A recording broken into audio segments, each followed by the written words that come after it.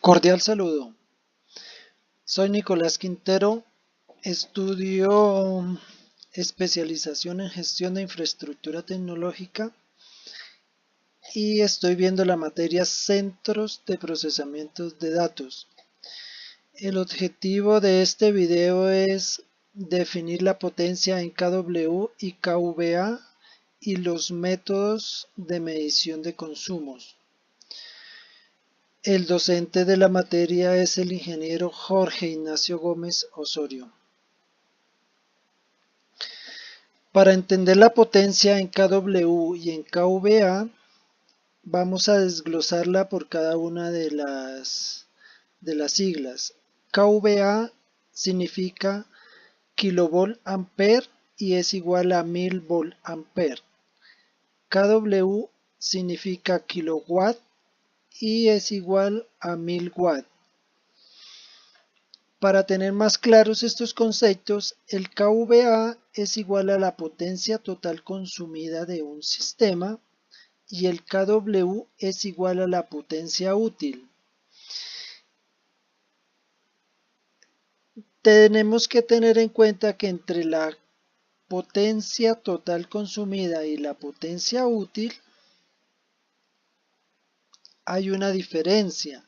Esa diferencia se llama potencia reactiva. Esa potencia reactiva, las siglas son kVAR y es la energía que requiere el sistema para poder operar. En mi investigación yo veo esa parte, el kVAR, es decir, la potencia reactiva, como la parte residual. Es una potencia que se requiere pero no es útil. Yo he planteado un ejemplo muy sencillo, eh, donde podemos, bueno, acá tenemos los términos que ya hemos mencionado: la potencia total consumida, tenemos la potencia útil y la potencia reactiva. Para el ejemplo yo he utilizado, imaginarme que voy al supermercado y compro una botella de agua. Entonces, la botella de agua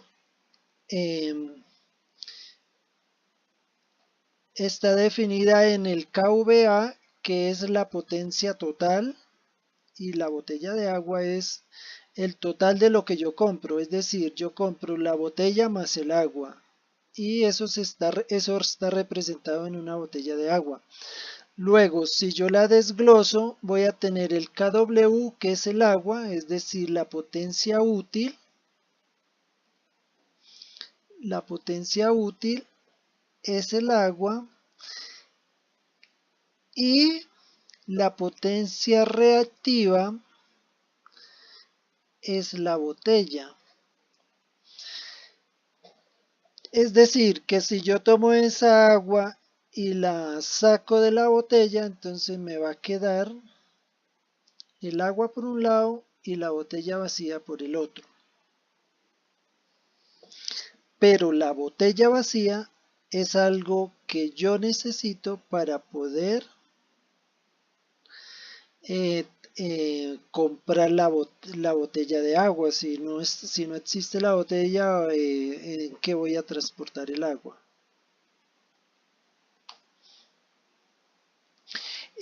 Hay una fórmula matemática que dice que la potencia total es igual a la raíz cuadrada de la potencia útil al cuadrado más la potencia reactiva al cuadrado.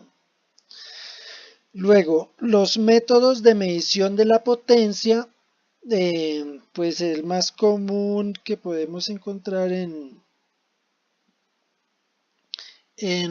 digamos, en los consumos domésticos es el multímetro, con el cual podemos medir medir la potencia y hay una fórmula que dice que el amperaje es igual a los watts divididos en la tensión o los voltios.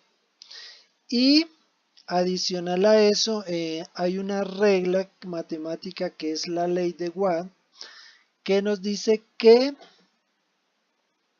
tenemos la potencia, el voltaje y la intensidad. Y esto se representa en un triángulo. Luego, aquí le podemos desglosar el triángulo y dice que la potencia es igual al voltaje por la intensidad, que el voltaje es igual a la potencia sobre la intensidad y que la intensidad es igual a la potencia sobre el voltaje. Luego, dentro de los métodos de medición de la potencia para un centro de procesamiento de datos, tenemos el factor de potencia. El factor de potencia